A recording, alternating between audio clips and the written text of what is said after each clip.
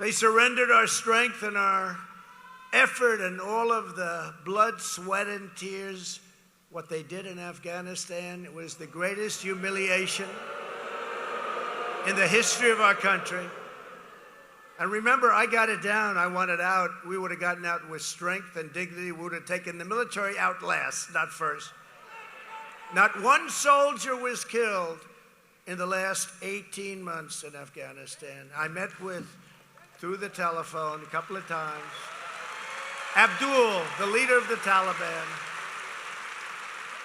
And the fake news is saying, why did you speak to the leader of the Taliban? I say, who else am I going to speak with? That's the one. And I said, Abdul, don't do it, don't do it. They were killing a lot of our people, the snipers. I said, don't do it, Abdul, don't do it. He said, much tougher than that, but I don't want to do it now. I'm not in the mood to do it now, because every time I think of this subject, you get sick to your stomach.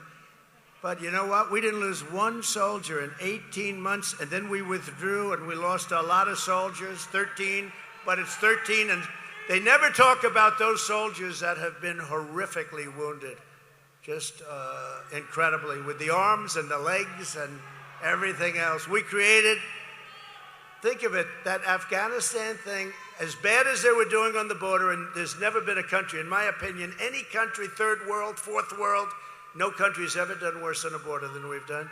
But when the Afghanistan thing happened, that was the end. That was the biggest embarrassment in the history of our country. Think of it, 13 dead, many wounded, $85 billion of the finest military equipment in the world left behind. You know, they are now the largest arms dealer in the world. Did you know that?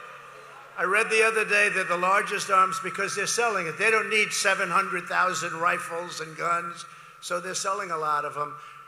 71,000 trucks and vehicles. You know what? There is not a